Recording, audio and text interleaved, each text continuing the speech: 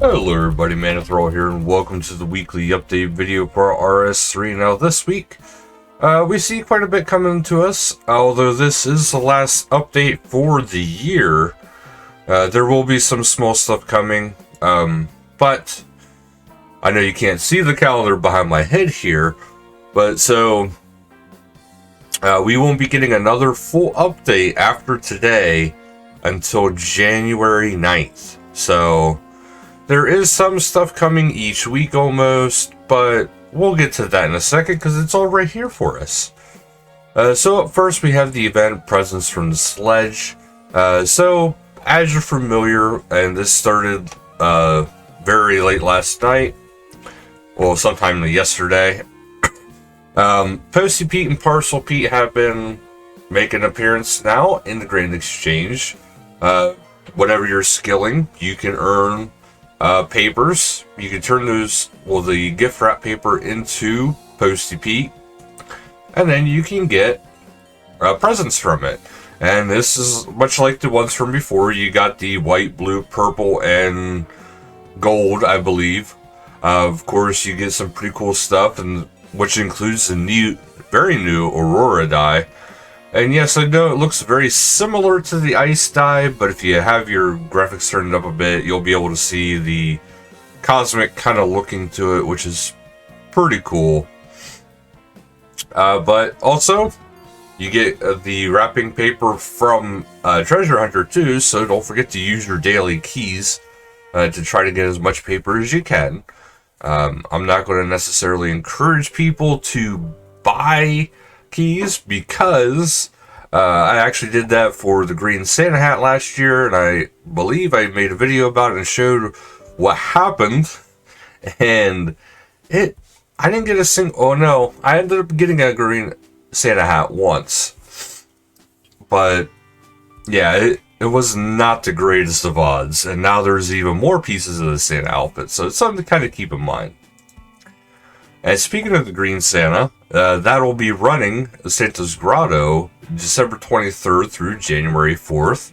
So it's coming up here. It's running for almost a little over, well, yeah, it's going to be running for a little over a week. So do check that out. And then to start the new year, a small update, or small members only, will kick off next year. This is ahead of the January 9th. That's why I can say that. So January 9th is looking to be their first update. But Frank's Free Chest is coming January 4th. Now what this is members only, like I said.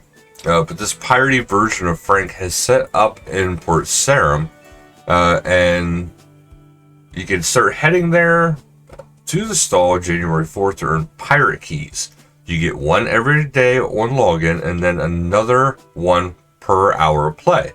Up to 12 keys maximum each week, not day, each week. So it's a bit better. So you get total 7 keys for the week just by logging in, and then you can earn a little bit more. But the pirate keys, they can unlock such stuff as the Uncharted Island maps, which includes the red one, the 100 million GP, Dragon Tools, and more. Iron players can take part in this, but you will not be getting prizes like Dragon Tools and GP. So think basically the traditional Iron rewards.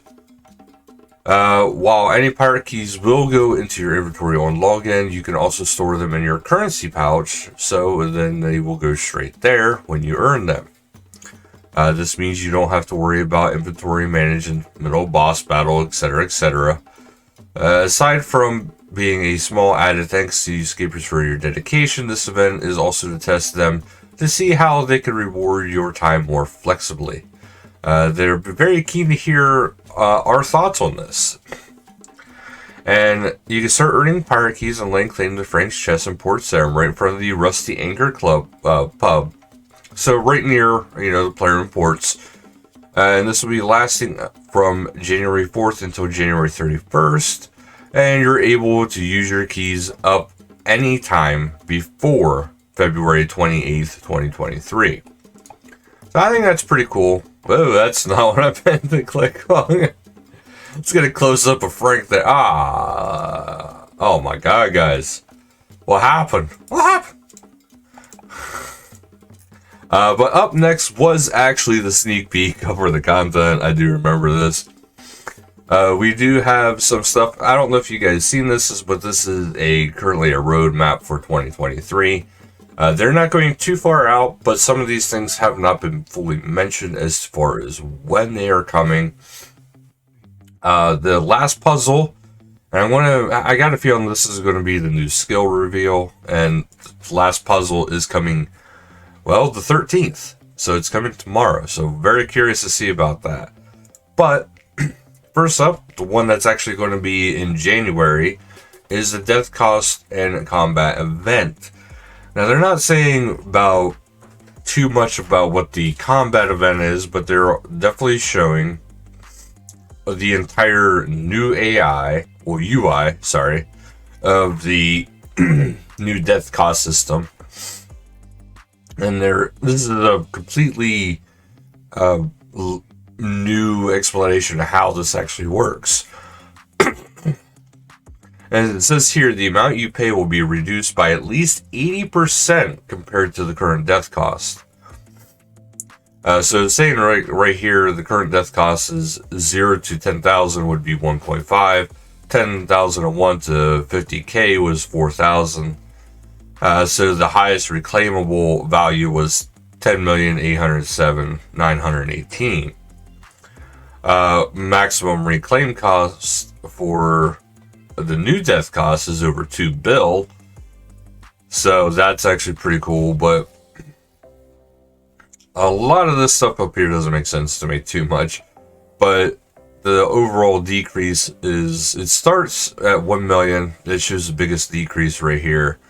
If you go to it, the live reclaim is 30.5K, which is a decrease of 96.72%.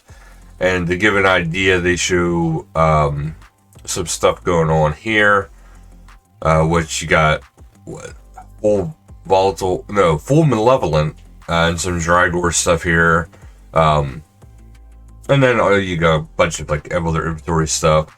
But the overall carried wealth is 152,785,580. The carried wealth at risk is 63,183,156. Base reclaim cost. So you can still get like a death deal, the gravestone, etc. But the final reclaim cost is only 65,447 versus what it is currently, which would be quite a bit.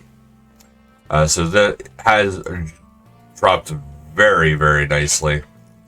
So that is something to actually look forward to, guys. I don't know what the new combat event is, but this is supposed to be hitting in January. That is listed in here. And then there's the all new storyline, which is all about 4 and 3. I have no idea, but this is supposed to start hitting off in February, and this will be cast including characters such as King Rold and Queen Elamaria, and of course yourself. But this is the new quest line, and leading into that is going to be a new training method for primarily construction, which should be pretty interesting. But there's a chapel, which is perfect for training prayer skill, a workshop, presumably this is where you'll be assembling building parts, and then a command center, which is a must-have for any fort. This is where you'll run the place, so you'll be running this. So basically this is a player-owned fort. And then a town hall, which is a place to rest and earn some bonus XP that you can share between your skills. So this one, it does not say exactly when this will be taking place. I really don't know what to tell you guys. But this does seem pretty cool. You can actually upgrade these buildings. So even once you get all the buildings made, you can upgrade them to what extent, I'm not sure. But it seems pretty cool. And then you have the new quest, which was just revealed today. So to clear it up, there's a note attached that reads, The construction of Fort 4-3 is complete. To celebrate King Rold requests that you have host a banquet for the Manithral royal family and assorted nobility. As if the usual political machinations of the kingdom's elite weren't enough, the evening takes a sinister turn when one of the nobles is murdered at the banquet hall. The gates are barred for the night and no one may leave or enter. Can you and your wannabe detective butler identify the murderer before dawn breaks? So this is going to be a detective case, much more involved than much more involved than, you know, the Sinclair one. But that is what is going to be going on for this right here. Looking pretty cool. Now the last one, like I said, I got a feeling that it's going to be about the new skill. I got a feeling the new skill is going to be coming shortly after that. How that ties in with the 4-3, I don't know. It might not, but it looks like it might. So Fresh Start Worlds will be available throughout the holidays, and plenty of things are still for rewards. So you can still get your alternative skill capes, Halo returning, and more. Over the upcoming weeks, XP boosts will continue to decrease as Fresh Start Worlds comes to closer to operating like the main game. So you'll still have free deaths, 20% chance to double monster or boss drops, 40% chance to double drop all materials, and 100% accuracy in combat and access to all tier 5 auras. So Fresh Start Worlds will fully come to a close on January 9th, so which all characters will be automatically transferred with any eligible items over to the main game. So you can leave earlier too at your discretion, but this is coming up. And to be honest, I'm kind of glad it's soon done. I'd like to get back to my main characters. And then the community, we have the community showcase here. We have one by Legend Arts showing Rock Square in a very snowy environment, which is pretty cool. And this one is by Mortian, has Zamorak smashing through with the Staff of Armadillo. And then we have the Bear's Beast and showing off crafting their very own Shimini, which is actually pretty cool.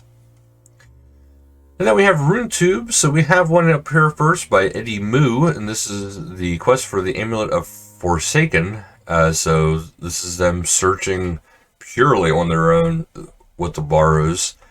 Then we have one here by Fraxu with the Succession real-time quest guide, which is something I really got to get back into doing too. But in the meantime, Fraxu has a guide out for you.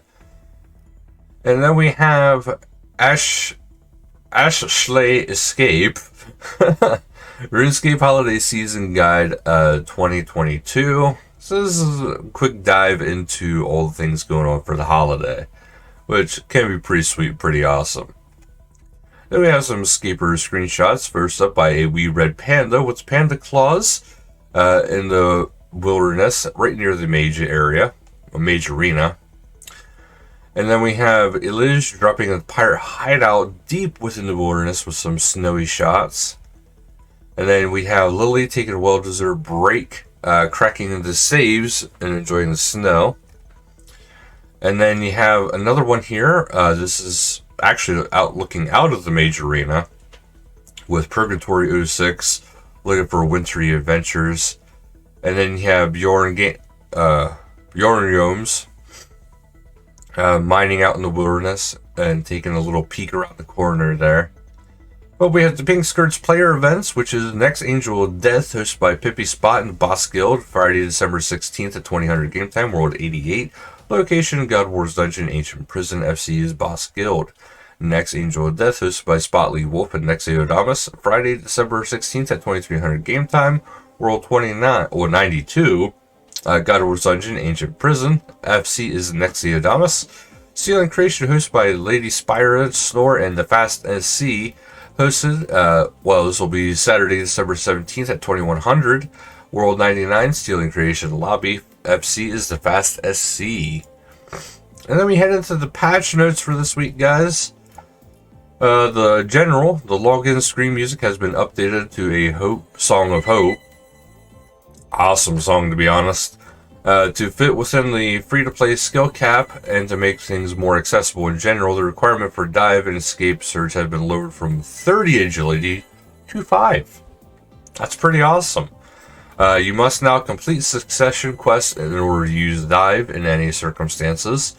Completing the Succession music finale, including replay, now applies the Dungeoneering strange power animation to the player with a forced camera angle. The Demonheim enemies in the major arena combat challenge of Succession quests now have significantly more life points. Revolution now supports untargetable agility obstacles, so Escape and Surge can once again be put on Revolution bar, if that's how you roll. Added blocking tile to a segment of the fence surrounding KBD enclosure near the wilderness lava maze in the wildy.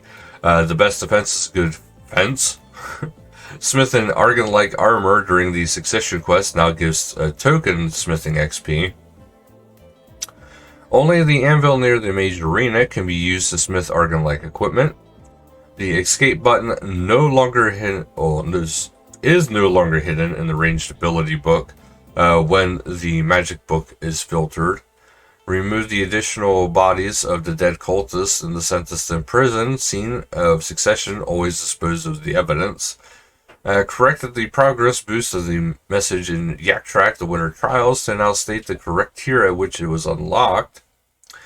Added bonds checking to the quest list, or bounds checking to the quest list to prevent an issue where its contents were squished by an invalid sorting.